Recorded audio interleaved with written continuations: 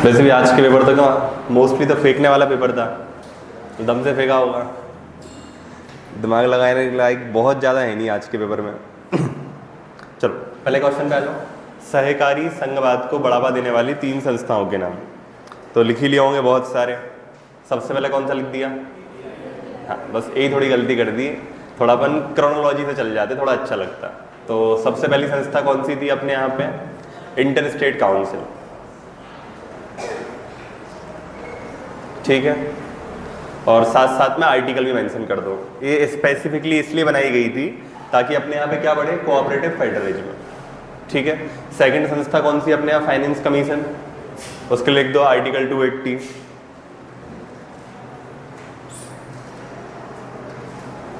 उसके बाद अगला अपन सबका फेवरेट बताइए, नीति आयोग।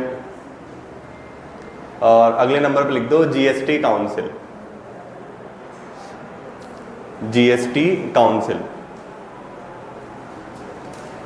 तो बस 3 के अपन 4 नाम लिख दो। और यदि और किसी को और इनोवेटिव तरीके से करना हो तो इसको 2 टाइप से डिवाइड कर सकते हैं, एक संविधानिक और दूसरी गैर संविधानिक संस्थाएं, या इस फॉर्म में इसको डिवाइड कर सकते हो। और जब गैर संविधानिक लिखो, गैर संविधानिक मतलब बेसिकली जो कॉन्स्टिट्यूशन में मेंशन नहीं है, तो उसमें विधिक संस्थाएं भी आ जाएंगी। जैसे एक एग्जाम्पल उसमें हो जाएगा एनसीईआरटी। एनसीईआरटी क्या करता है? अपना सेंट्रल के लिए भी सिलेबस बनाता है और स्टेट के लिए भी सिलेबस बनाता है। तो अभी किसको बढ़ावा देता है? सहकारी संघवाद को। तो इस फॉर्म में लिख सकते थे। उसी में सेकंड एग्जाम्पल तुम्हारा हो जाएगा यूजीसी, यूनिवर्सिटी ग्रांट कमीशन, यदि दूसरा तरीका वैसा लिखना चाह रहे हो तो।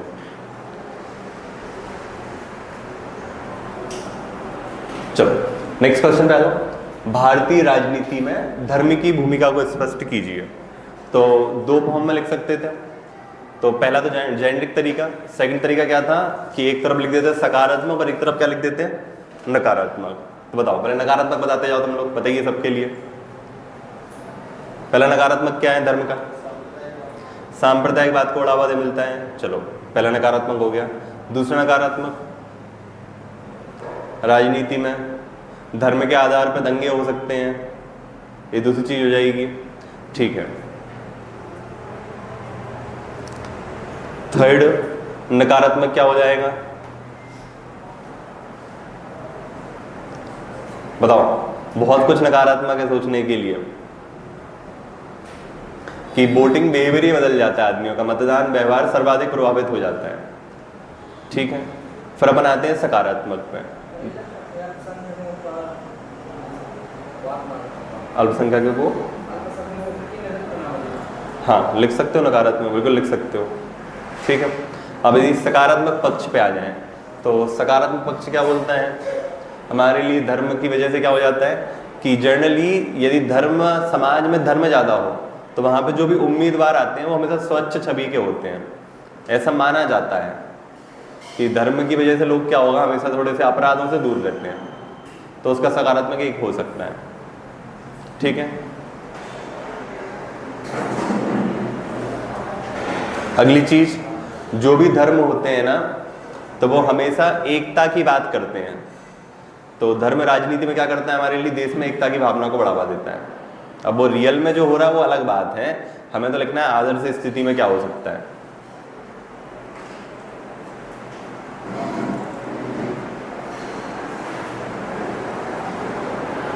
लिखा। अगली चीज, धर्म जो होता है वो कुरीतियों को समाप्त करता है राजनीति से। भेदभाव जैसी कुरीतियां जो होती है उनको धर्म के आधार पर समाप्त किया जा सकता है। फॉर एग्जाम्पल करंट टाइम में अपन देख लो कि जो वोटिंग पैटर्न है, एक समय पहले ना वोटिंग पैटर्न उसके बेस पे होता था कि अपर कास्ट, लोअर कास्ट के बेस पे, SC ST के बेस पे। बट करंट टाइम में जो भी अपना वोटिंग पैटर्न होता है वो सब किसके बेस पे होता है? रिलीजन के बेसिस पे। आदमी को फर्क नहीं पड़ता है कि वो ब्राह्मण है कि ठाकुर है कि बनिया है, आदमी को इस बात से फर्क पड़ता है कि उसका रिलीजन कौन सा है पर्टिकुलरली। तो वो एक पॉजिटिव फैक्टर हो जाता है। चलो नेक्स्ट क्वेश्चन में आ जाओ। जन आंदोलन को परिभाषित कीजिए। तो सबने कर लिया होगा जन आंदोलन को परिभाषित। ठीक है, बस बेसिकली यहाँ पे 4 चीजें लिखना जरूरी है जन आंदोलन के लिए, कि जो सबसे काम की चीज 4 चीजें होती है जन आंदोलन में। पहली चीज तो यहाँ पे ना एक निश्चित मांग होती है। जब भी जन आंदोलन चालू हुआ तो एक निश्चित मांग होगी।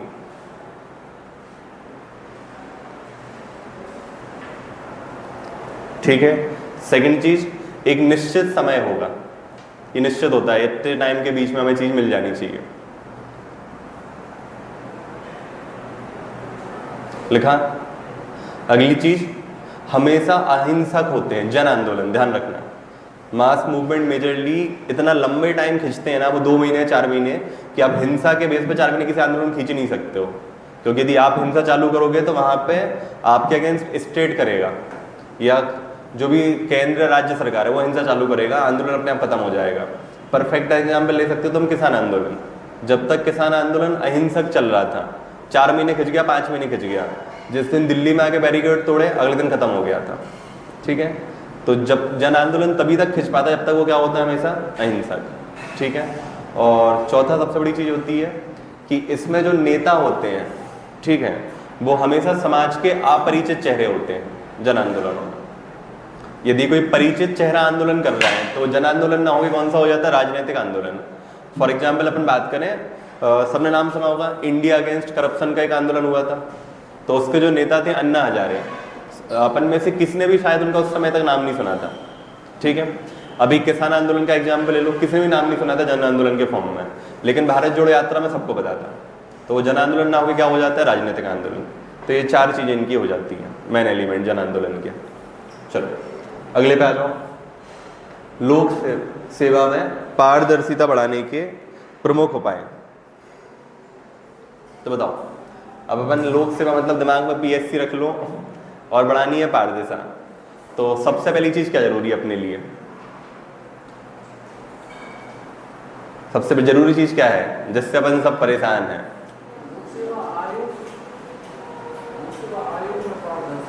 हाँ, अरे तो लोक सेवा आयोग तो किसी भी स्टेट का हो सकता है ना, यूपीएससी भी हो सकता है, एमपी भी हो सकता है। तो अपन तो अपने यहाँ मान के चल लो ना, नाम मत लिखो उसमें।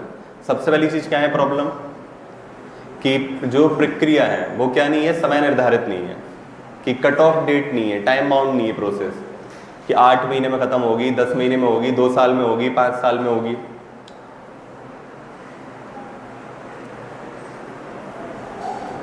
सेकंड चीज, कि जो भी मूल्यांकन होता है ना वो व्यक्ति आधारित होता है। तो व्यक्ति से व्यक्ति में क्या हो जाएगा, किसी आदमी का रिजल्ट बदल जाता है। तो हमारे पास एक ओवरऑल मैकेनिज्म नहीं है कोई भी आज भी, चाहे वो किसी भी स्टेट में चले जाओ, भले यूपीएससी में चले जाओ, कि आप एक आपके पास ऑब्जेक्टिव क्राइटेरिया हो। ऐसा हो सकता है कि मैं कॉपी चेक करूं तो किसी को 100 नंबर दूं, अगला चेक करे 80 नंबर दे, अगला कितना दे दे, 120 नंबर दे दें। तो एक प्रॉब्लम इस चीज की हो जाती है। अगली चीज कि इनमें ना ट्रांसपेरेंसी नहीं है अपने यहाँ पे, कि यदि मूल्यांकन हो चुका है,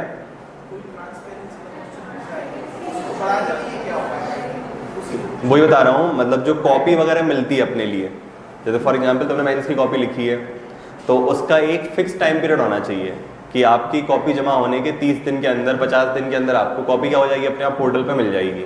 जैसे गुजरात पीएससी में सिस्टम है, गुजरात पीएससी में क्या होता है, जैसे ही आपके मेंस के एग्जाम खत्म होते हैं तो उसके 1 हफ्ते बाद ना उनकी लिंक खुल जाती है, 50 या 100 रुपये देके आप क्या डाउनलोड कर सकते हो, अपनी मेंस की कॉपी डाउनलोड कर सकते हो।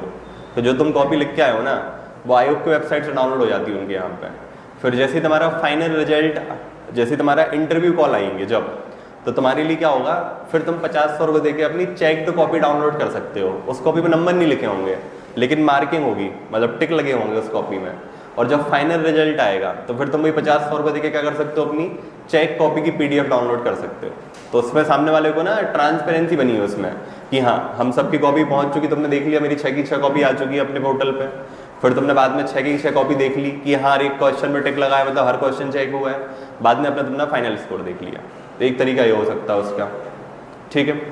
अगली चीज, अपने यहाँ ना लोक सेवा आयोग के ऊपर कोई ओवरसाइट मैकेनिज्म नहीं है, कि इनके ऊपर कोई एक तंत्र नहीं है कि जो इनको देख रहा हो। फॉर एग्जाम्पल हाई कोर्ट के ऊपर क्या आ जाता है, सुप्रीम कोर्ट आ जाता है, स्टेट गवर्नमेंट के ऊपर क्या आ जाता है, गवर्नर आ जाता है, कोर्ट आ जाते हैं। लोक सेवा आयोग के ऊपर कोई नहीं है, जो इनका है वही इनका फाइनल है, चाहे वो राज्य हो या केंद्र हो। पता होगा सबने, आर्टिकल रटा ही होगा कि इनके निर्णयों को चुनौती नहीं दी जा सकती है कोर्ट में। तो ओवरसाइट मैकेनिज्म इनके पास है नहीं है।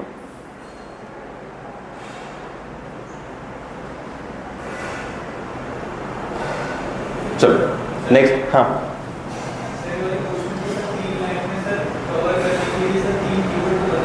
तीन कीवर्ड क्या लिखेंगे? अच्छा, पहला कीवर्ड क्या हो जाएगा उसमें?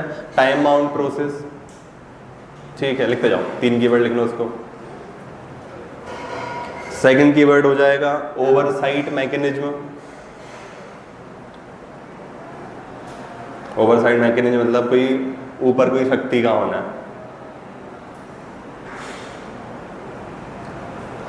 थर्ड हो जाएगा एवेल्युएशन ट्रांसपेरेंसी, मूल्यांकन में पारदर्शिता।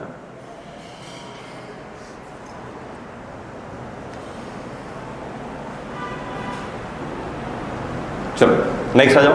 वर्तमान में भारत में राष्ट्रीय राजनीतिक दल टोटल कितने बचे हैं? 6। चलो, तो अब जो भी नाम लिखे हैं प्रॉपर थोड़ा सा सिस्टमेटिक वे में लिख देते हैं अपन। तो सबसे पहले कौन सा लिख दिया? हाँ, कांग्रेस मत लिखना, भारतीय राष्ट्रीय कांग्रेस लिखना। आईएनसी, देश में 34-35 कांग्रेस हैं, तो प्रॉपर आईएनसी लिखना था। ठीक है, सेकंड नंबर पे कौन सा आ जाएगा? हाँ, सीपीआई। सीपीआई बीजेपी से बहुत पहले नेशनल पार्टी बन चुकी है, पहले लोकसभा चुनाव में बन चुकी थी। ठीक है, और सीपीआई में भी सीपीआई-एम। ठीक है, फिर थर्ड नंबर पर तुम लिख देते कौन सा? बीएसपी। क्या क्या? बीएसपी है, बहुजन। अरे बीजेपी तो, अच्छा बीजेपी नहीं लिखा, अच्छा सॉरी, बीजेपी लिख लो। हाँ, फिर बीएसपी, फिर उसके बाद एनपीपी, और उसके ब्रैकेट में लिख देना कि ये कहाँ से, अपना नॉर्थ ईस्टर्न से पहला राजनीतिक दल है जिसको नेशनल पार्टी का दर्जा मिला हुआ है। और सबसे लास्ट में कौन सी लिख देंगे? आम आदमी पार्टी। और इमोशनल होकर ऐसा मत लिखना जैसा आम आदमी पार्टी क्लेम करती है कि वह भारत में सर्वाधिक तेजी से बना हुआ राष्ट्रीय दल है, बीजेपी है। पहले जनसंघ था, फिर कन्वर्ट किसमें हुए? बीजेपी में हुए, और सेकंड लोकसभा इलेक्शन में बन गए थे वो। मतलब अपने दर्जे के टोटल 4 साल के अंदर बन गए थे, जब आम आदमी पार्टी को 7 साल लगे हैं। तो वो उनका क्लेम है, बट वो गलत है। चलो नेक्स्ट क्वेश्चन पे आ जाओ। मतदान व्यवहार क्या होता है? तो सबको पता है मतदान व्यवहार क्या होता है? बताओ, एक आध किसी बड़े से आदमी का नाम लिख सकते हो डेफिनेशन में? लिख सकते हो? किसका लिख सकते हो? शशि रजनी कोठारी। ठीक है, लिख लो, एक रजनी कोठारी नाम लिख सकते हो। प्रशांत किशोर नाम लिख सकते हो। योगेंद्र यादव, 3-4 तो हैं। संजय सिंह, संजय सिंह। ठीक है, कुछ याद नहीं आए तो लक्ष्मीकांत, एम लक्ष्मीकांत के अनुसार। ठीक है, चलो नेक्स्ट आ जाओ। नीति आयोग के 3 नवाचार लिखिए। तो इनको भी अपन डिवाइड कर सकते हैं नीति आयोग के। तो पहला तो नवाचार क्या हो जाएगा अपना? जैसे अपन फॉर एग्जांपल 3 फॉर्म में डिवाइड करके लिख रहा हूँ, यदि मैं लिखूंगा तो पहला नवाचार क्या हो जाऊंगा? शिक्षा के क्षेत्र में। तो शिक्षा के क्षेत्र में क्या हो जाएगा? कुछ नाम सुना है? AIM, अटल इनोवेशन मिशन, या ATL, अटल टिंकरिंग लैब्स। ये शिक्षा के क्षेत्र में हो गया।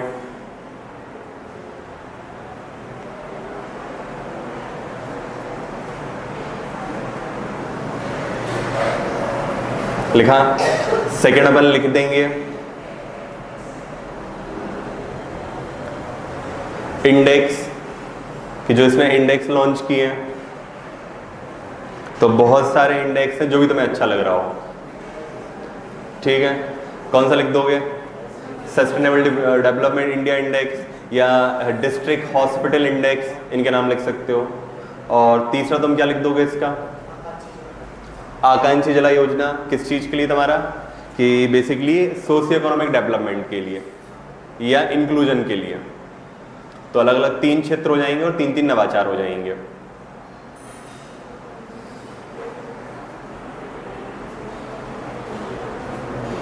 तो एक साथ की जगह ना 3 अलग अलग फील्ड के अपन उठा लेंगे एक एक करके।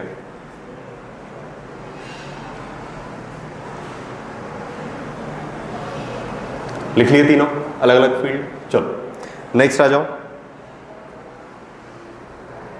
दिनेश गोस्वामी समिति की मुख्य सिफारिश है। तो बताओ क्या क्या मुख्य सिफारिशें थी, पता ही है। सबसे पहली क्या है जो उन्होंने बोली थी कि चुनावों का खर्चा कौन दे, सरकार, स्टेट फंडिंग ऑफ इलेक्शन। पहली सिफारिश तो इनकी ये थी, ठीक है। गुप्ता जी भी बोल रहे हैं, ये भी बोल रहे हैं, हर कोई बोल रहे हैं, ठीक है। मतलब हर किसी ने जिस चीज में मेन बल दिया है तो उनमें से एक हो जाता है। सेकंड चीज इन्होंने क्या बोला था कि अभी तुमने सुना होगा कि अपने यहाँ जो लोकसभा, राज्य और अपने यहाँ विधानसभा के चुनाव होते हैं तो हर समय समय पर उस पर जो चुनाव में होने वाले खर्चा हैं वो घटता बढ़ता रहता है। तो उसकी सिफारिश भी किसने करी थी, इन्हीं समिति ने, दिनेश गोस्वामी समिति ने, कि जो भी लोकसभा या विधानसभा चुनाव में अधिकतम खर्चा होता है उसकी सीमा सरकार को हर 5 साल के रिवीजन पे तय करनी होगी, इन्होंने ये बोला था, ताकि वह वास्तविक बना रहे और भ्रष्टाचार के चांसेस कम से कम रहे हैं।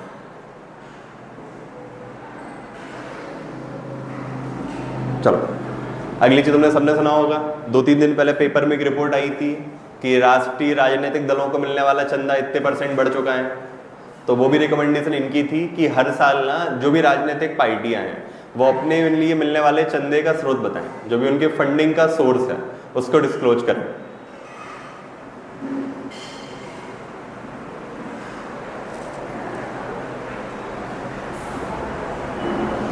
अगली रिकमेंडेशन इनकी आज तक नहीं मानी गई है और जो इनकी बहुत काम की थी कि जब भी कोई पार्टी कैंडिडेट को सिलेक्ट करे अपनी तरफ से चुनाव लड़ने के लिए और जिन लोगों को रिजेक्ट करे बाकी लोगों को, तो पार्टी ना एक लिस्ट पब्लिश करे अपनी तरफ से कि यदि हमने इन 5 लोगों को चुना है तो हमने किस आधार पर चुना है, और जिन यदि हमने 5 लोग को नहीं चुना है तो हमने किस आधार पर नहीं चुना है, ताकि वोटर्स के लिए ना अपने आप चांसेस बढ़ते जाएं।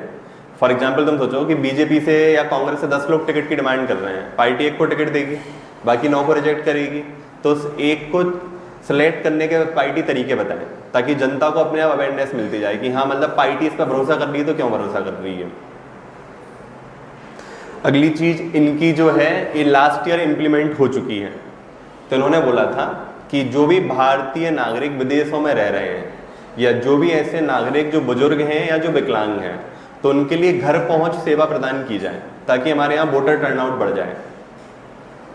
तो मतदाता प्रतिशत बढ़ाने के लिए बुजुर्गों को, विकलांगों को और जो भी लोग भारत से बाहर हैं उनको वोटिंग की सुविधा प्रदान की जाए।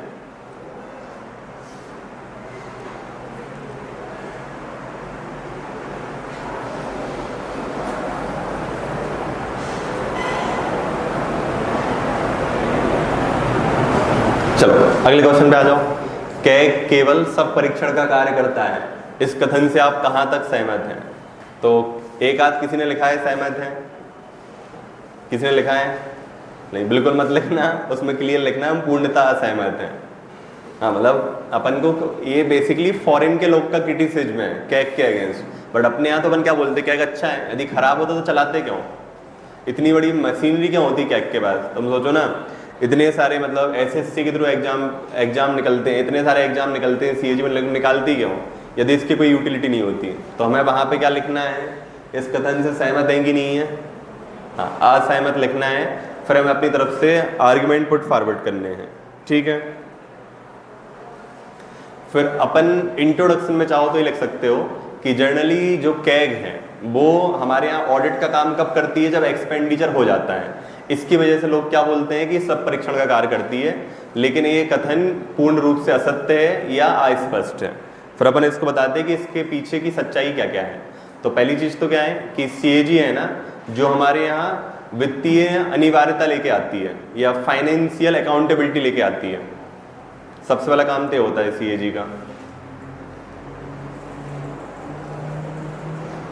देखा होगा 2G स्कैम, ये स्कैम, वो स्कैम सब किसने बाद में बताए थे अपने लिए, सीएजी ने।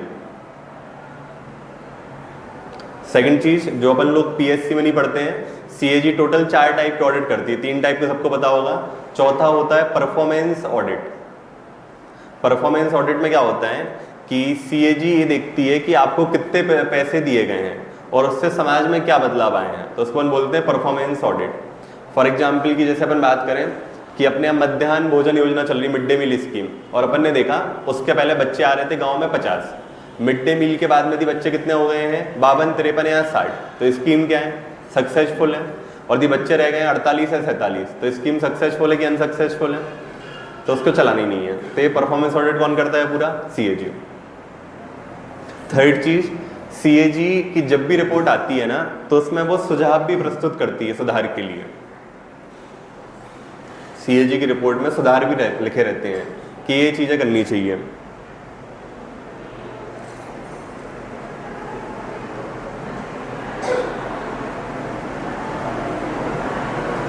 लिखा नेक्स्ट चीज कि अब गवर्नमेंट का फाइनेंशियल पोर्टल है, तो अब सीएजी का रियल टाइम ऑडिट उस पर चलता रहता है।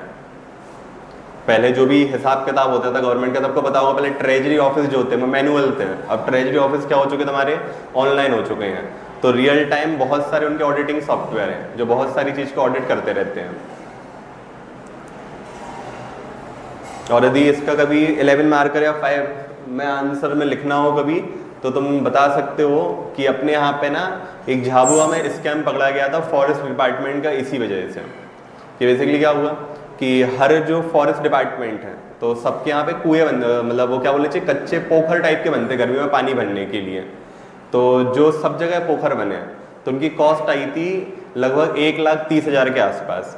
और जब सैम बिल लगा कहाँ पे, अपने यहाँ पे झाबुआ के आसपास कोई पर्टिकुलर कोई ब्लॉक का, वहाँ का सब डिवीजन का, तो वहाँ पे कॉस्ट आई थी 3 लाख के आसपास। तो किसी को कुछ नहीं पता था, सीएजी के सॉफ्टवेयर ने अपने आप उसको रेड फ्लैग कर दिया कि या तो बाकी सबकी एंट्री गलत है या फिर इनकी एंट्री गलत है। तो जब वो एंट्री चेक की तो पता क्या चला कि बाकी यहाँ पे पेमेंट कितने रुपए का हुआ है, 3 लाख का।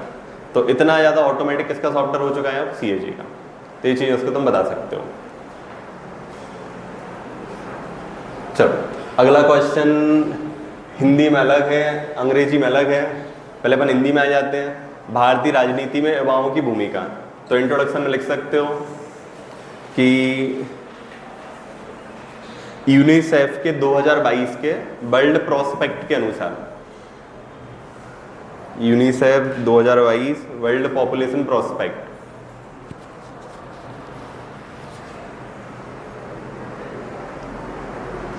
भारत की 52% आबादी 25 साल से कम उम्र की है।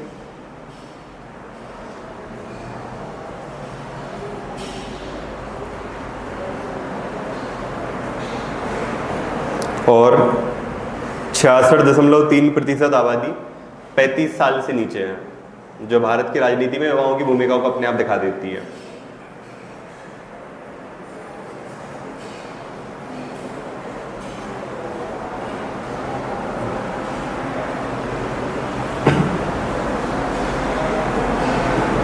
ठीक है, तो युवाओं की सबसे बड़ी भूमिका क्या है भारतीय राजनीति में कि ना डिजिटल एक्टिविज्म लेके आए हैं या डिजिटल क्रांति लेके आए हैं। कोई भी सूचना को ये सेकंडों के अंदर फैला देते हैं।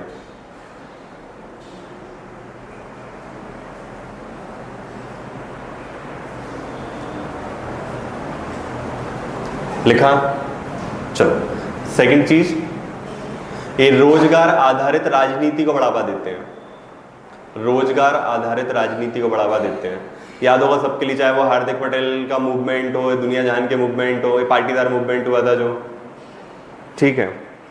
सिमिलर बेस पे तुम्हें जेपी आंदोलन के समय का याद हो, या सेकंड लास्ट ईयर एसएससी वाला आंदोलन याद हो, या फिर एमपी में अपना वो एनी वायु वालों का मूवमेंट याद हो। सब किसके लिए थे, रोजगार आधारित।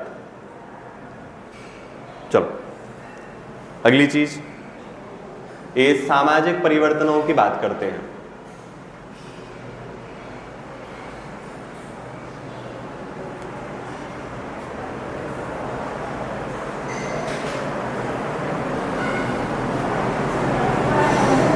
NEYU क्या नाम था, full form national educated youth union. NEYU जो भी अपने जितने भी मूवमेंट चल रहे हैं ना, PSC व्यापम सब यही चला रहे हैं एमपी में। चलो अगला लिख लो कि जो युवा मतदाता होता है ना, ये भ्रामक मतदाता होता है। भ्रामक मतदाता इसको इस सेंस में बोलते हैं कि बोलेगा और कुछ लेकिन उसका वोटिंग बिहेवियर पहले से फिक्स रहता है। तो बेसिकली इनको डिटरमाइन करना कठिन होता है कि यूथ का जो वोटर बिहेवियर है उसका प्रेडिक्ट नहीं कर सकते हो कि आपको लहर दिख रही होगी दूसरे की, क्योंकि यूथ डायरेक्ट अपनी बात सामने नहीं रखेगा इस डर के चक्कर में कि कहीं बाद में दिक्कत ना हो, लेकिन वो बाद में वहां पे जाएगा तो वोट बदल के आ जाता है। लिखा? चलो अगला लिख लो। इनकी तरफ से इमोशनल वोटिंग होती है, यूथ की तरफ से भावुकता, मतलब तुम ही सोचो कि वोटिंग का दिन है, उसको 2 दिन पहले तुम्हें न्यूज आई है कि 20-25 युवा जो नौकरी की मांग कर रहे थे उनको लाठियों से उन पर लाठी चार्ज कर दिया गया। तो जो भी वोट देने जाओगे अब सब उसी माइंडल सेटअप में जाएंगे, चलो लाठी मारी अब देखते हैं, अब निपटाते हैं। ठीक है, चलो अब इंग्लिश वाले में आ जाओ। मध्यम वर्ग की भूमिका भारतीय राजनीति में। ठीक है, अब यहां पर लिख सकते हो कि मध्यम वर्ग जो है भारतीय राजनीति में ना वो अपरिभाषित है, जो स्थान के अनुसार बदलता जाता है। मध्यम वर्ग भारतीय राजनीति में स्थान के अनुसार बदलता जाता है, इसी वजह से इनका मतदान व्यवहार भी बदलता रहता है कंटिन्यूअसली।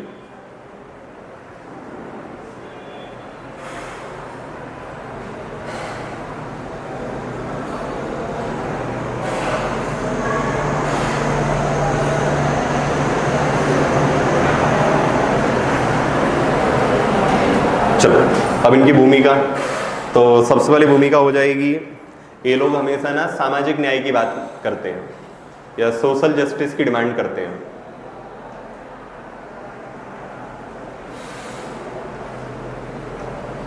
सेकंड चीज, जितने भी एंटी करप्शन मूवमेंट हुए हैं उनके हमेशा लीडर्स यही लोग रहते हैं या उनके अगुवा यही रहते हैं, मध्यम वर्ग।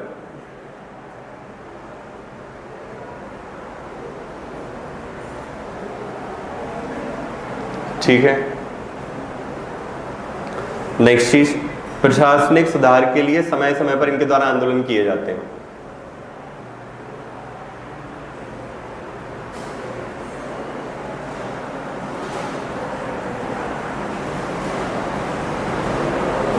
नेक्स्ट, राजनीतिक पार्टियों के प्रेशर ग्रुप के जैसा कार्य करते हैं।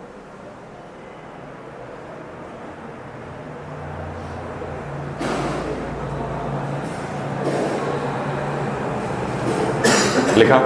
अगली चीज, राजनीति में करिश्माई हीरो की अवधारणा को बनाए रखते हैं। करिश्मेटिक लीडर का जो कॉन्सेप्ट होता है वो हमेशा मिडिल क्लास ही लेके आती है कि एकदम बीच से हमारे बीच का लड़का है, हमारे बीच का नेता है, उस टाइप के कॉन्सेप्ट।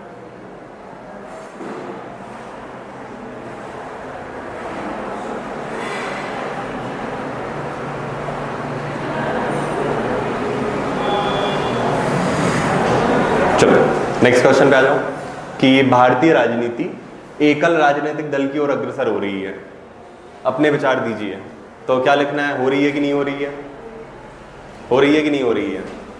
जो भी लिखना चाहो लिख सकते हो, अपने अपने विचार हैं, बट ये दिखा देना कि समय परिस्थिति के अनुसार हमें लगता है वो अग्रसर हो रही है। लेकिन भारत में सबसे लिखित इंट्रोडक्शन में क्या लिखेंगे कि भारतीय संविधान के अनुसार भारत में क्या है, बहुदलीय व्यवस्था है या मल्टी पार्टी सिस्टम है। ठीक है, फिर अपन थोड़ा सा इंट्रोडक्शन में एक लाइन बता सकते हैं कि जब देश आजाद हुआ था तो उस समय हमारे यहाँ पे डोमिनेंस किसका था, कांग्रेस का। तो हम ऐसा मान के चलते थे कि वहां पे देश में कौन सी पार्टी है, सिर्फ एक ही, वो है कांग्रेस। फिर क्या हुआ हमारे यहाँ पे, उसके बाद कोएलिशन एरा आया या गठबंधन का युग आया और हमारे यहाँ पे मल्टी पार्टी युग आ चुका है। फिर अपन करंट टाइम में लिख सकते हैं कि यदि हम राष्ट्रीय स्तर पे देखें पिछले 2 चुनावों को, तो हम क्या बोल के चल सकते हैं कि हम किसकी तरफ बढ़ रहे हैं। लेकिन यदि हम राज्यों की तरफ देखें तो हम देखते हैं कि भारत के हर राज्य में राज करने वाले अधिकतर राज्यों में दल कौन से हैं, जो राज्य स्तरीय दल हैं। तो जो अपने आप क्या दिखा रहे हैं कि हमारे यहाँ पे एकल राजनीतिक दल वाली भावना नहीं बढ़ रही है। तो इस फॉर्म में अपन जस्टिफाई कर देंगे, तो दिखा देंगे नेशनल लेवल की जो पॉलिटिक्स है करंट टाइम में वो किसके आधार पर चल रही है, एक सिंगल पार्टी की तरफ। लेकिन जो स्टेट पॉलिटिक्स है तो वो मल्टी पार्टी की तरफ चल रही है। कैसे, कहाँ पे? आज़ादी के समय कि आज़ादी के बाद से लेकर 1967 तक अपन मान लेते हैं कि एकल राजनीतिक व्यवस्था थी अपने यहाँ पे। यदि अपन 2014 के पहले देखें तो वहाँ पे तो एक दल की व्यवस्था थी नहीं, वहाँ पे तो यूपी अलायंस, सबको याद होगा कितनी सारी छोटी बड़ी पार्टी थी। कांग्रेस के पास पहली बार में थी 138, दूसरी बार में 170 के आसपास सीटें थी, तो ऐसा नहीं था कि बहुत ज़्यादा सीटें रही हों।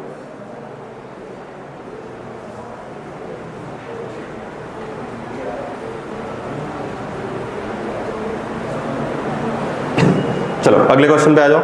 मध्य प्रदेश में मतदान व्यवहार को प्रभावित करने वाले कारक, तो बताओ मध्य प्रदेश में सबसे पहला कारक कौन सा है? हाँ, जाति की धर्म? धर्म सबसे पहला धर्म है। मत बुलवाओ ना, सबको पता है। मतलब पर्टिकुलर एक आदमी एक रिलीजन का हो, दूसरा आदमी दूसरे रिलीजन का हो, तो अपन तब जातिवादी सब भूल जाते हैं। सबसे पहले क्या देखते हैं? धर्म। तो मध्य प्रदेश सबसे पहले क्या आता है? धर्म। फिर उसके बाद सेकंड नंबर पे क्या आती है? जाति।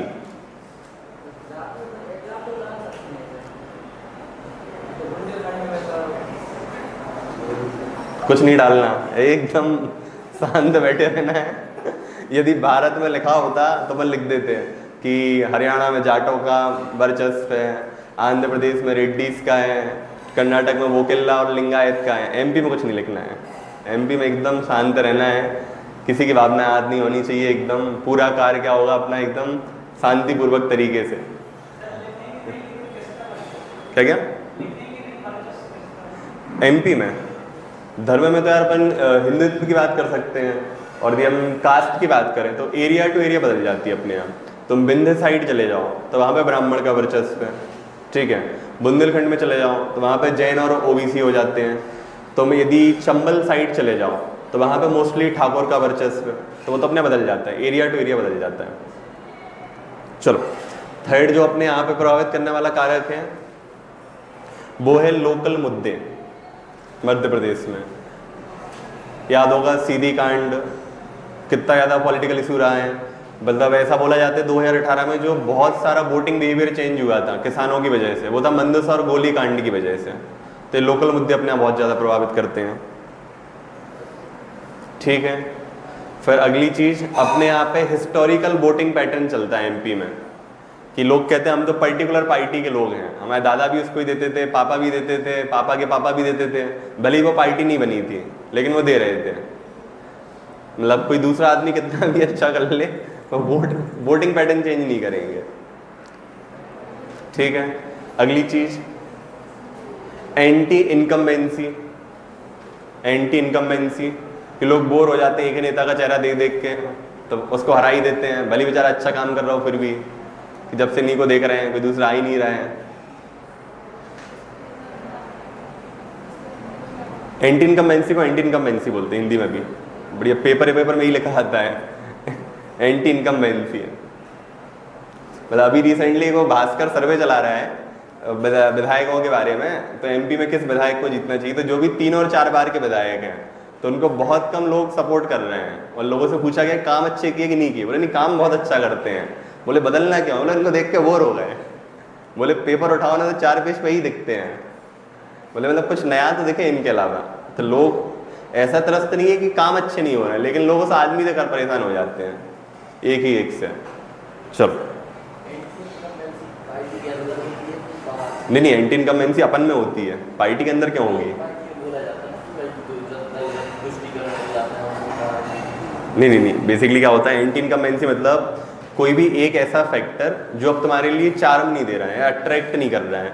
सिंपल सा एग्जांपल तुम खाने में ले लो यार, एक ही मैच में बहुत सारे दिन खाना खाते रहो तो अपने आप क्या हो जाता है, उस मैच के लिए एंटी इनकम्बेंसी हो जाती है। भले कितना भी अच्छा दे, हमें अपने आप वो चीज़ें खराब लगने लगती हैं। चलो और इसके बाद बहुत सारे फैक्टर पता ही है घिसे पिटे, वो अपने लिखते रहना। नेक्स्ट आ जाओ, भारतीय राजनीति में विपक्ष की भूमिका को लिखिए। तो यहाँ पे मोरारजी देसाई का स्टेटमेंट लिख लो यदि कभी 11 मार्क में आ जाए तो। उन्होंने बोला है कि विपक्षी दल भारतीय राजनीति का गियर बॉक्स होते हैं।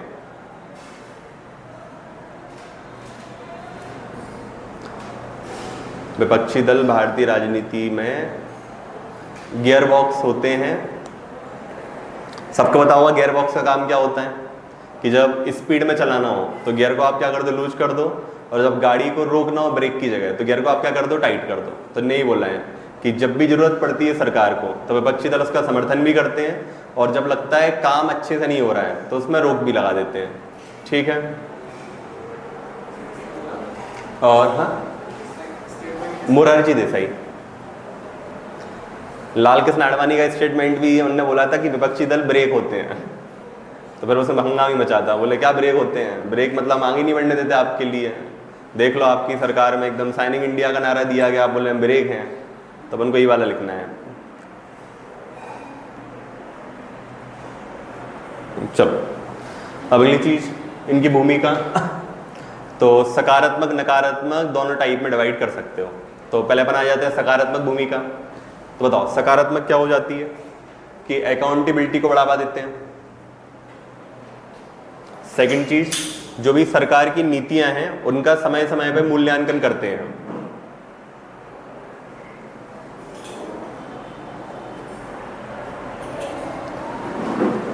दूसरी चीज, किसी एक समस्या पे सरकार से हटकर एक नया दृष्टिकोण प्रदान करते हैं, अल्टरनेटिव विजन प्रोवाइड करते हैं अपने लिए।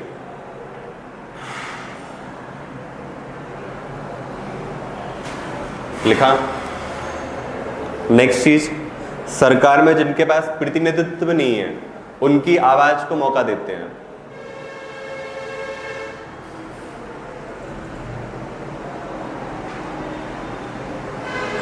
अगली चीज, विधि की प्रक्रिया या लॉ मेकिंग में पार्टिसिपेट करते हैं।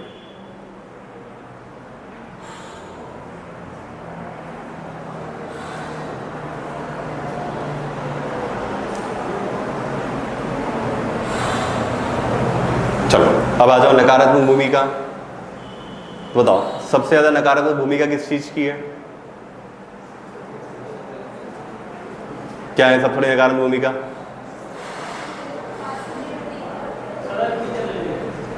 सदन, पहली चीज तो कार्य में विलंब या व्यवधान पैदा करते हैं।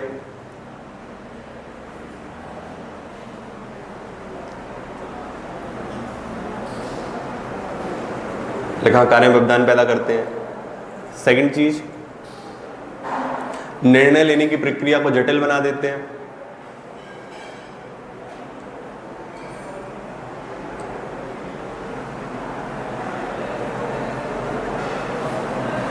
कई बार हिंसात्मक आंदोलनों को दिशा और नेतृत्व प्रदान करते हैं।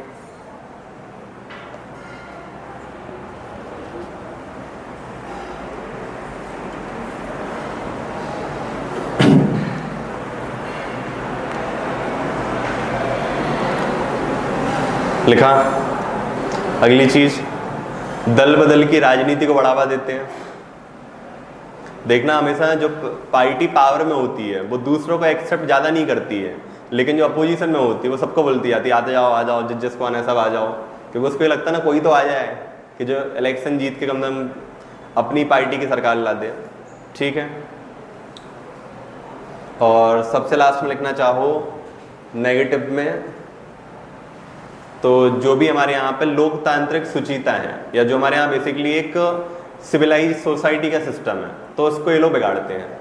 भाई अब टीवी पे देखते हैं अपन लोग, ये विधायक पर्चा फेंक रहा है, वो सांसद पर्चा फेंक रहे हैं, तो वही चीजें देश के अगला भविष्य देखता है, तो उनको भी लगता है कि बातचीत कोई ना सुने तो वही पर्चे फेंकने लगो, हंगामा कर दो, तो कहीं ना कहीं उस टाइप का माहौल बनाना चालू कर देते हैं।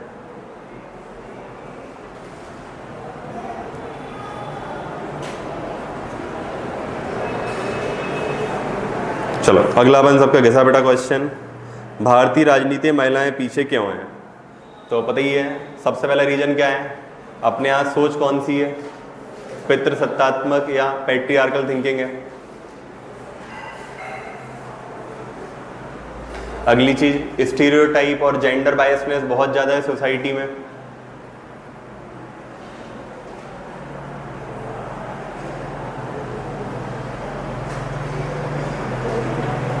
लिखा।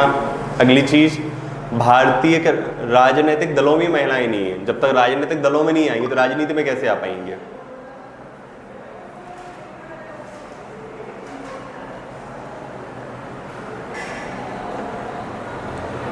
नेक्स्ट, इंडिपेंडेंट रोल मॉडल्स नहीं मिलते हैं हमारे लिए राजनीति में। जैसे इंदिरा गांधी के बाद तुम्हें कोई नहीं मिलेगा इंडिपेंडेंट रोल मॉडल। एमपी में तुम देख लो, यदि मेल लीडर्स की अपन बात करें तो शायद अपन हर कोई 25 लीडर का नाम गिना सकता है, लेकिन यदि वुमेन लीडर की बात करें तो माँ भारती के अलावा दूसरा कोई याद भी नहीं आता किसी के लिए। तो इंडिपेंडेंट रोल मॉडल मिल नहीं पाते हैं। ठीक है, अगली चीज, रिजर्वेशन पॉलिसी प्रॉपर तरीके से इंप्लीमेंट नहीं हो पाई है, कि लोकल लेवल के बाद ना स्टेट और केंद्रीय लेवल पे होनी चाहिए थी रिजर्वेशन पॉलिसी।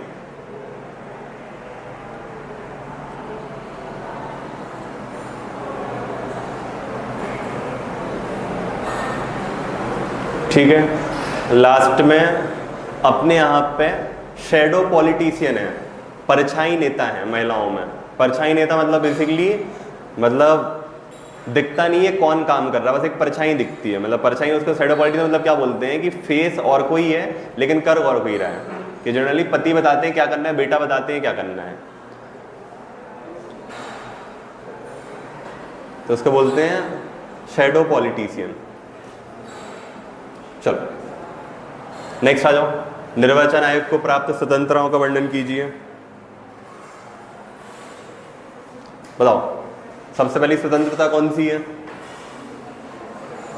कि संवैधानिक दर्जा है, तो कोई भी सरकार ना अपनी महत्वाकांक्षा के अनुसार इनमें कुछ ही परिवर्तन नहीं कर सकते। ऐसा नहीं कि इलेक्शन कमीशन नहीं हटा दे कोई गवर्नमेंट आके।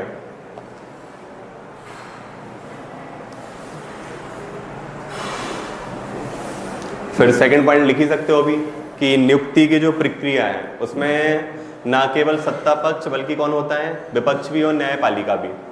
जो करंट वाला उसमें पता ही है सबके लिए कि अब उसमें लीडर ऑफ ओपोजिशन भी है और अपने यहाँ सीजेआई भी है। अगली चीज, हटाने की प्रक्रिया बहुत कठिन है।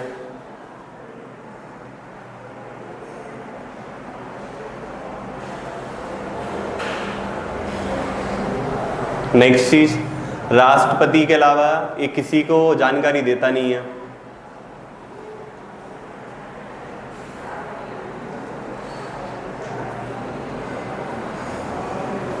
नेक्स्ट चीज, जब भी चुनाव का कार्य प्रणाली चलती है तो उस समय सर्वोच्च कौन हो जाता है अपने यहाँ पे, निर्वाचन आयोग।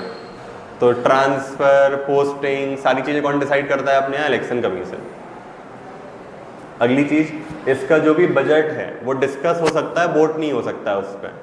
तो कोई भी सरकार इसकी वित्तीय जो भी खर्चे हैं उसको कम ज्यादा नहीं कर सकते हैं, वो इस पर निर्भर करता है हमेशा।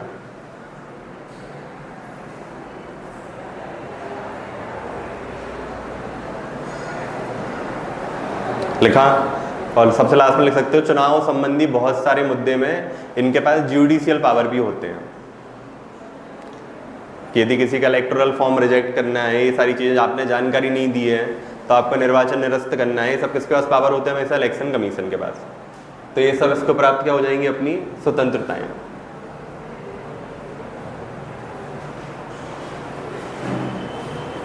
चलो, संघ लोक सेवा आयोग के कार्यों का आलोचनात्मक विवरण कीजिए। इंट्रोडक्शन सबने लिखा होगा, वही घिसा पिटा आर्टिकल इतने से लेके इतने के बीच में इसका क्या है, वर्णन लिखा है। तो थोड़ा सा उसको हटा लो। किसके नाम से कर सकते हैं इंट्रोडक्शन अच्छा सा? ऐसा कोई इंडिया में पर्सनालिटी याद आ रही है जिसने सर्विसेज का बहुत ज़्यादा बढ़ावा दिया है? सरदार वल्लभ भाई पटेल। तो उनसे इंट्रोडक्शन चालू कर देंगे अपन, थोड़ा सा इनोवेटिव।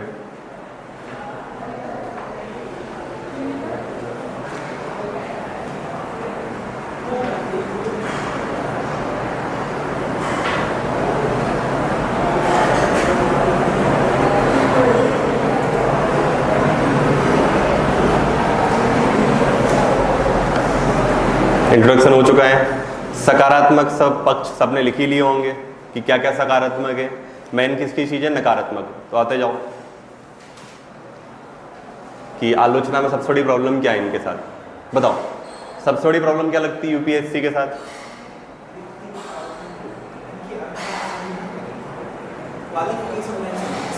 पहली चीज तो इनकी क्वालिफिकेशन संविधान में मेंशन नहीं है।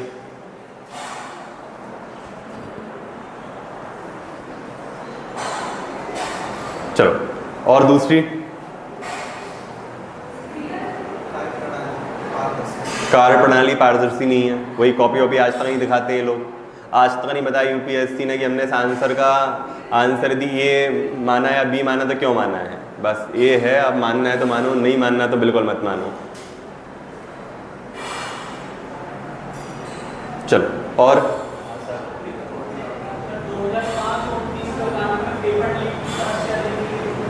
पेपर लीक होने की समस्या देखी गई है, ठीक है। हिंदी माध्यम ना लिख के अपन ये बोल सकते हैं कि स्थानीय भाषाओं की जगह अंग्रेजी भाषा को अधिक महत्व दिया जाता है चयन प्रक्रिया में। हिंदी मत लिखो, तो कल के दिन तेलुगु वाले बोलेंगे, तेलुगु से तो एक भी सिलेक्शन नहीं हुआ, हिंदी से तो इतने हो रहे हैं। मतलब ऐसा इस बार का जो यूपीएससी का ट्रेंड आया था, तो जो सबसे ज़्यादा सिलेक्शन के चांसेस हैं वो किस ऑप्शनल में है, असमिया लैंग्वेज में। मतलब टोटल 12-13 लोगों ने, शायद 13 लोगों ने लिखा था असमिया लैंग्वेज से मेंस, तो आइडियली 15 लोग लिखते हैं, मतलब 12 लोग लिखते हैं, तो सिलेक्शन कितने का होना चाहिए था, 1 का होना चाहिए था, लेकिन 5 लोग के सिलेक्शन हुए हैं। तो इसका मतलब ये नहीं कि अपन असमिया ऑप्शनल ले लें ठीक है, तो वही ऑब्जेक्टिव क्राइटेरिया, अब उन सब के होंगे जो भी रीजन हो। तो उसमें लिखा था सबसे सक्सेसफुल जो है, पहले एक समय संस्कृत हुआ करता था, अब असमिया ने उसका स्थान ले लिया है। हाँ, वो क्लियर नहीं है, तो इसके लिए बोला भी यार, मतलब सेकंड लास्ट ईयर यूपीएससी ने खुद ही बोला है ना कि अब वो एक कैंडिडेट के 3 इंटरव्यू कराएंगे। अब कब से कराएंगे पता नहीं है, और नंबर्स को इक्वली डिवाइड कर, मतलब 275 नंबर का इंटरव्यू होता है ना, तो 3 इंटरव्यू होंगे 275 के, जो तीनों में फाइनल मिलेगा उसका एवरेज दे दिया जाएगा एक बच्चे के लिए, ताकि वो वाली चीज़ हट जाए।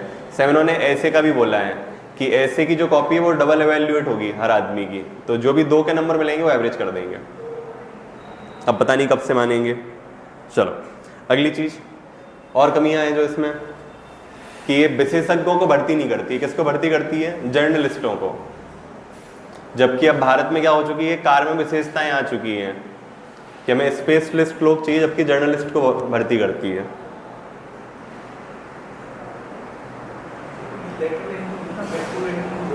लेटरल तो बहुत कम ही हो रहे उपरांत, मतलब तो इस गवर्नमेंट ने करवाए हैं, वो भी सब एक बार ही हुए हैं, दूसरी बार करवाई नहीं उन्होंने।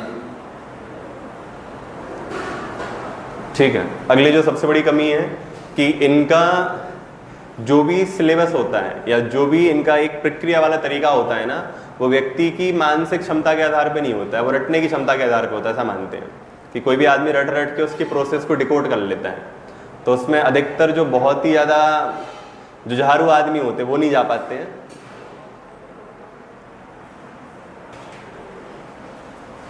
जैसे फॉर एग्जाम्पल तुम पीएससी में देख लो यार कि 19 वही माइनस 20 में हो गया, वही कब हो गया 21 में, वही 22, वही 23, वही 24, वही 25, और अपने करंट अफेयर जैसा एलिमेंट है नहीं है।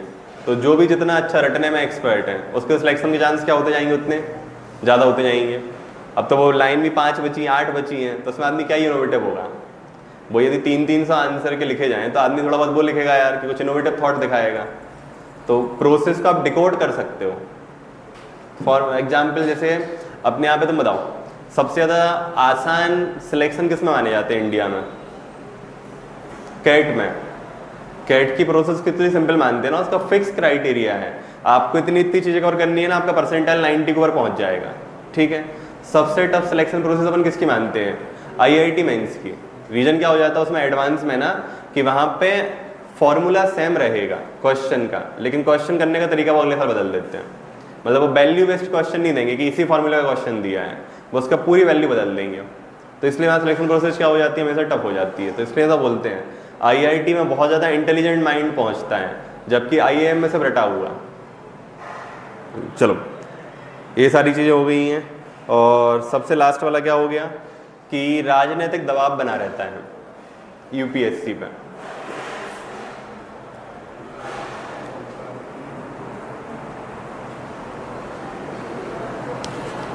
इंडियन एक्सप्रेस वाला पता नहीं यूपीएससी से बहुत चढ़ता है, तो वो रिपोर्ट डालता रहता है। तो उसकी 2-1 महीने पहले एक रिपोर्ट आई थी, तो उसने ऐसा लिखा था कि यूपीएससी में टॉपर को आप प्रिडिक्ट कर सकते हो हर साल कि इस साल टॉपर कौन होने वाला है। तो उसने बोला यूपीएससी पूरा ना इंडिया को एकदम समाज को लेके चलती है। तो जब भी यूपीएससी का रिजल्ट आएगा तो तुम शुरू के 10 रैंक देखना, उसमें से एक आध क्या होगा तुम्हारा जर्नल होगा, एक आध ओबीसी होगा, एक आध एससी होगा, एक आध एसटी होगा, एक आध तुम्हारा कश्मीर से बिलोंग कर रहा होगा, एक आध नॉर्थ ईस्ट से कर रहा होगा। तो उसने लिखा था ऐसा, पूरा 10-12 साल का एनालिसिस किया था और बोला था जब भी देश में किसी हिस्से में एक बड़ी समस्या होती है तो अगले साल का टॉपर वहीं से आ जाता है। जब कश्मीर में पत्थरबाजी चल रही थी तो 2-3 साल टॉपर कहाँ से चले हैं? पूरे कश्मीर से। अभी 1-2 साल से पंजाब में दिक्कत थी तो टॉपर कहाँ से आ रहे हैं? पंजाब हरियाणा से। अब उसने लिखा था अब देखना अगले 2-3 साल टॉपर पूरे कहाँ से मिलेंगे? नॉर्थ ईस्ट से। तो यूपीएससी एकदम सेटिस्फाइड करता रहता है सबके लिए। अभी जैसे लैंग्वेज मूवमेंट होगा तो एक हिंदी स्पीकिंग टॉपर कहाँ का आ जाएगा? साउथ का, कि वो है साउथ का और ये हिंदी में बातें कर रहे हैं। तो उसमें ऐसा मुझे लगा था कि यूपीएससी टॉपर्स को ढूंढती नहीं है, टॉपर्स को बना देती है, जैसे ताकि देश में एकदम क्या बनी रहे, बढ़िया एकदम समरसता टाइप की चीज। चलो नेक्स्ट आ जाओ। हाँ, सुझाव कि मतलब अच्छे प्रयास क्या किए जाएं मतलब आपके लिए। तो सबसे पहले सुझाव तो क्या हो सकता है कि प्रक्रिया को क्या बना दिया जाए? पूर्णता, पारदर्शिता। सेकंड चीज कि जो भी प्रक्रिया बहुत ज़्यादा जटिल है तो उसको क्या किया जाए? सामान्य किया जाए। अगली चीज समय समय पे क्या किया जाए? एक ही जैसा पैटर्न ना रहे तो सिलेबस को क्या किया जाए? हर 2-4-5 साल के इंटरवल में उसको अपग्रेड कर दिया जाए।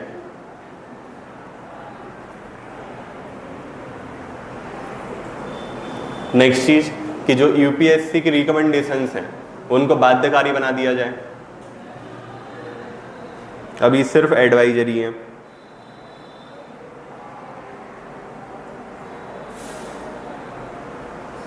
नेक्स्ट चीज यूपीएससी डीओपीटी से ना लिस्ट मांगे कि अब देश में अगले 5 साल में किस प्रकार के परिवर्तन आएंगे और मैं किस प्रकार के लोग चाहिए उन परिवर्तनों को लेने के लिए, तो उसके हिसाब से ब्यूरोक्रेट को रिक्रूट किया जाए। यदि आपको समझ में आ रहा है आज से 5 साल बाद क्लाइमेट चेंज बड़ा मैटर है तो हम ऐसे पोटेंशियल कैंडिडेट को रिक्रूट करें जो क्लाइमेट चेंज की फील्ड में अच्छे से काम कर सकते हैं। ठीक है। अगली चीज यूपीएससी अपने स्पेशलाइज्ड एग्जाम को ज्यादा बढ़ाए जर्नलाइज की जगह। जैसे शायद सबको याद होगा 18-19 के टाइम पे रेलवे पूरा बंद कर दिया गया था, बोले रेलवे में जरूरत ही नहीं है अब किसी आदमियों की। फिर 2022 से अलग से कैडर बना दिया, Indian railway management cadre, IRMS। तो इस टाइप से चीजें कि स्पेशलाइज्ड काम में जाती जाए यूपीएससी। अब चलो नेक्स्ट आ जाओ, घिसा बेटा क्वेश्चन। सिविल सोसाइटी से आप क्या समझते हैं? तो लिख लिया होगा क्या समझते हैं आप, किसके अनुसार?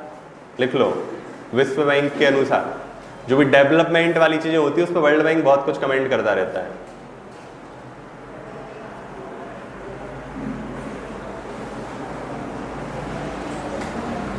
अब जहां भी लिखोगे समझते क्या है वहां पे 2 बातें लिखना बहुत जरूरी है। ये सरकार और निजी क्षेत्र दोनों से हटके काम करते हैं, ना तो ये सरकार से जुड़े होते हैं ना ही किसी निजी क्षेत्र मतलब ना ही किसी कंपनी से फंडेड होते हैं। दोनों से क्या होते हैं? इंडिपेंडेंट होते हैं।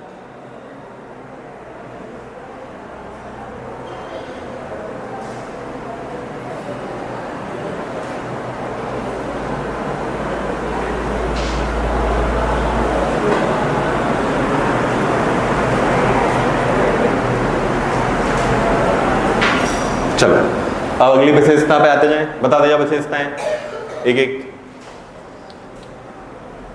क्या विशेषताएं होंगी? ठीक है, कैसे?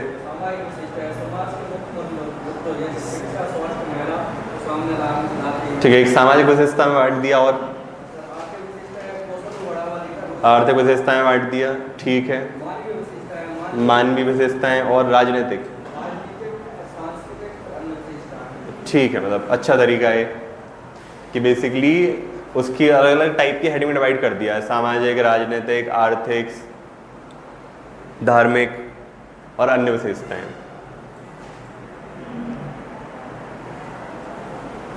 मतलब अच्छा है, मतलब मैंने भी नहीं सोचा था ऐसा। ये तरीका ज़्यादा इनोवेटिव है कि एक जैसा घिसने और एक जैसा लिखने की जगह। चलो और किसी ने कुछ अलग सोचा इसके अलावा? नहीं। चलो तो यही तरीका सही है, थोड़ा सा नया भी हो रहा है और पॉइंट बहुत सारे खुल भी रहे हैं। आ जाओ अगले क्वेश्चन पे। भारत की राष्ट्रीय एकता अखंडता और सुरक्षा से संबंधित आंतरिक और बाह्य मुद्दों की विवेचना कीजिए। तो किसी ने इसको 4 पार्ट में डिवाइड तो नहीं किया है ना, कि मतलब पहले अखंडता के मुद्दे लिख दिए हों, फिर सुरक्षा के, फिर आंतरिक और बाह्य, ऐसा नहीं करना था। सिर्फ दो ही पार्ट में डिवाइड होना था, एक बार किसमें, आंतरिक और दूसरा बाह्य। चलो तो कोटेशन लिख सकते हो यहाँ पे कौटिल्य का।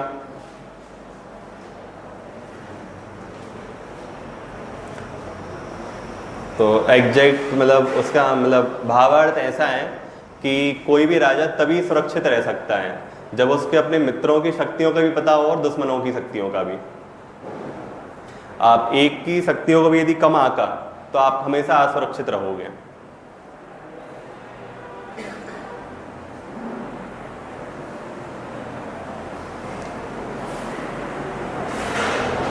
और बाकी सबको पता ही होगा कौटिल्य ने बात क्यों की थी, बताओ।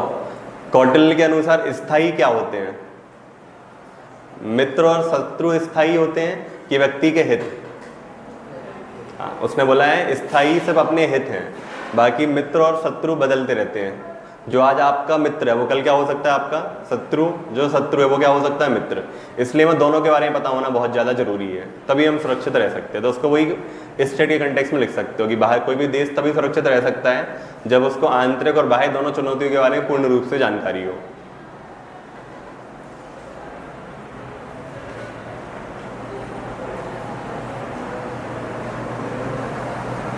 चलो पहले आ जाओ अपन आंतरिक मुद्दों पे। तो जो भारत में अभी सबसे बड़ा आंतरिक मुद्दा है वो पता ही है अपने यहाँ कौन सा है, क्षेत्रवाद और अलगाववाद।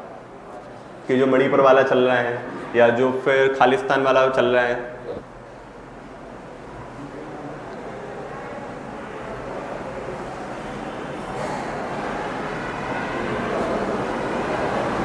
लिखा,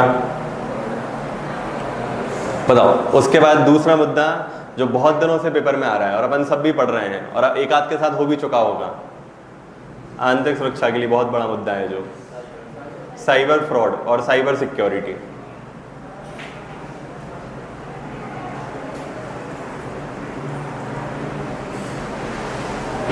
अगली चीज जो थोड़ी थोड़ी बीच में हो जाती है, कम्युनल एंड रिलीजियस वायलेंस, जातीय और धार्मिक हिंसा।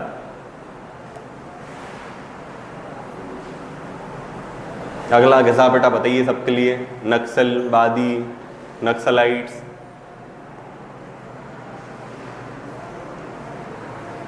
ठीक है।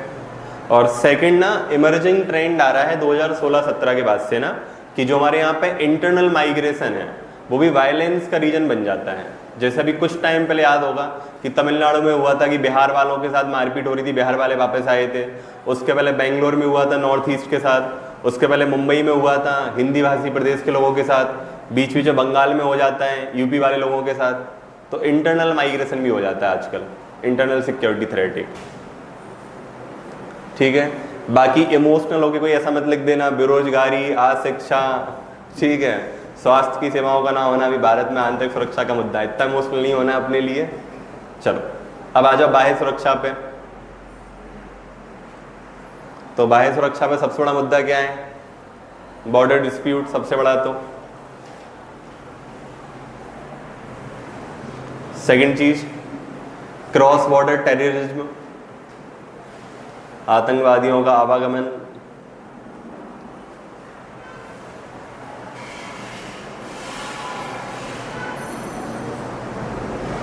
अगली चीज समुद्री विवाद। पता है आपने चल ही रहे हैं सबके साथ कि इधर तक अपना इवन वो श्रीलंका के साथ चालू कर लिया आजकल अपन ने। पहले वो शांत था कच्चा तीबू के नाम पे, वो भी चालू हो गया अपन कि अब वो भी चाहिए। मतलब अपन भी एकदम अलग ही आदमी है। क्यों? अपन को जीवन में शांति नहीं चाहिए। पहले पाकिस्तान चाइना था, अपन ने नेपाल छेड़ दिया, फिर शांति से बैठा था कौन, श्रीलंका, उसको छेड़ दिया। मतलब ये समझ लो अपन से भूटान से नहीं लड़ रहा है अभी आज की हालत में। पता नहीं क्यों, मतलब 2-4 साल में उससे भी लड़ रहे हैं कि बोलते भूटान भी हमारा पार्ट है। और बेचारे वो डरते भी हैं। अभी देखो तुमने सबने सुना होगा पार्लियामेंट के अंदर वो अखंड भारत का मैप लगाया है। तो मतलब बांग्लादेश जैसा भी आदमी तुमसे नाराज होकर बैठ गया उसके बाद कि मतलब आप भली कह रहे हो कि पुराने समय का है, लेकिन पार्लियामेंट के अंदर जो भी चीज़ें होती हैं वो ये रिप्रेजेंट करती हैं कि आपकी भावना यही है। तो हम ये दिखा रहे हैं कि बाद में कभी ना कभी देना से फिर हमें क्या चाहिए, अखंड भारत। फिर बोलो चाइना से रिलेशन अच्छे नहीं हो रहे हैं, तुम तिब्बत बना के बैठे हो अपने मैप में, अपने जो मैप लगाया पार्लियामेंट में ना, पूरा तिब्बत भी अपना पार्ट अपन ने दिखाया है, और चाइना बेचारा अरुणाचल प्रदेश दिखा लेता है इसलिए मजबूरी में, क्या तो थोड़ा बहुत तो दिख जाए। और आप ये नहीं बोल सकते हो कि पार्लियामेंट के अंदर वो हमने एक प्रदर्शनीय झांकी लगाई है। पार्लियामेंट के अंदर वही चीज़ होती है जो उस देश की सरकार की भावना होती है।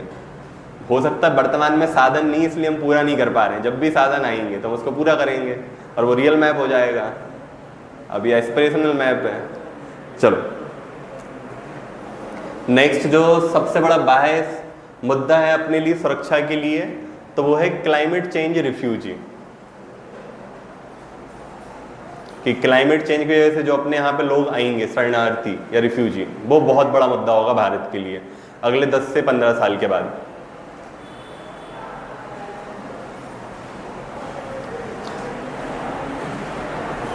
तो ऐसा बोलते हैं सी लेवल राइज होगा, बांग्लादेश डूबता जाएगा और बांग्लादेश के लोग भाग भाग के कहाँ जाएंगे, पूरा त्रिपुरा में। तो पता होगा 2-2.5 साल पहले त्रिपुरा में जो एथनिक क्लैश हुए थे वही हुए थे कि बेसिकली इंडिजीनियस त्रिपुरा वाले वर्सेस बंगाली। चल बस इतने मुद्दे हैं, खत्म।